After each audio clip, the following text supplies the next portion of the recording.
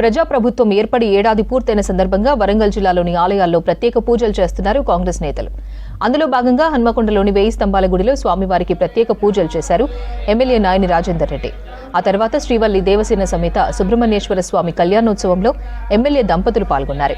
భగవంతుడి ఆశీస్సులు ఎల్లప్పుడూ ప్రజాప్రభుత్వంపై ఉండాలని కోరుకున్నానని చెబుతున్న ఎమ్మెల్యే నాయని రాజేందర్ రెడ్డితో మా reporter Krishnamohan face to face.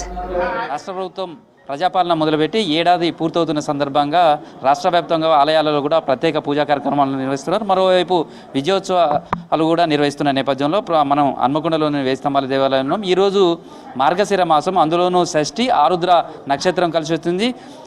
Subrahmanyeswara స్వామి కళ్యాణం కూడా నిర్వహిస్తున్నారు. మరోవైపు ఏడాది పాలన పూర్తయిన సందర్భంగా కూడా ఆ రుద్రేశ్వరుడి సుబ్రహ్మణ్యేశ్వరుడి ఆశీస్సులు కోరుతూ కూడా పూజా కార్యక్రమాల్లో కూడా ఎమ్మెల్యే నారాయణ రెడ్డి దంపతులు కూడా పాల్గొన్నారు. ఎమ్మెల్యేతో కూడా మాట్లాడదాం. అంటే ఏడాది కాలం అయితే పూర్తయింది, సుబ్రహ్మణ్యేశ్వర స్వామి కళ్యాణోత్సవంలో పాల్గొన్నారు.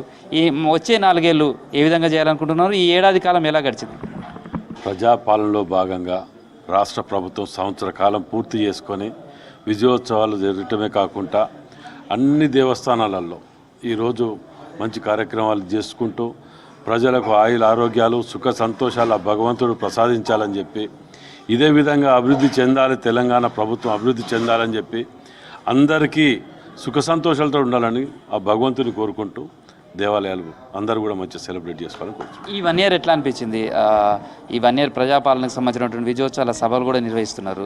ఈ 1 ఇయర్లో మీరు ఏం చెప్పారు, ఏం చేశారు, ఏం చెప్పాలని ప్రజల దగ్గరికి వెళ్తున్నారు? అది ప్రజలు చెప్పాలి.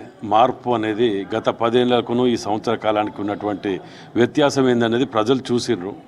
అది ప్రజల నోటికెళ్ళి వెళ్తే బాగుంటుంది. మాది మేము చెప్పుకోవటం, వాళ్ళు చేయలేదనటం, మేము చేసిందనటం, వీటన్నిటికంటే ప్రజలను అడిగితే ఎవరేం చేసిండ్రు అనేది చెప్తుంటారు. ఈ 1 ఇయర్ చేసినటువంటి పాలన కావచ్చు, దీని నుంచి నెక్స్ట్ వచ్చే 4 ఏళ్ళు ఏ విధంగా ఉంటే బాగుంటుంది? ఇంకా ఎట్లాంటి లక్ష్యాలను మీ నియోజకవర్గానికి సంబంధించి కావచ్చు, రాష్ట్ర వ్యాప్తానికి సంబంధించి కావచ్చు అనుకుంటున్నాను? అభివృద్ధి అనేది నిరంతర ప్రక్రియ. దాన్ని సంవత్సర కాలంలో మేము ఎవ్వరు చేయలేని విధంగా అండర్ గ్రౌండ్ డ్రైనేజ్ కానివ్వండి, మాస్టర్ ప్లాన్ కానివ్వండి, భద్రకాళమ్మ వారి మాడ వీధులు కానివ్వండి, కాళోజీ కళాక్షేత్రం కానివ్వండి, 1.25 లక్ష ఉన్నాయి మేము చేసినవి చెప్పుకోవటానికి. ఇలాగ ఇంకా 4 ఏళ్లలో కూడా చాలా చెయ్యాలి.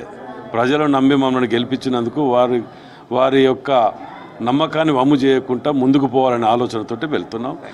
Thank you.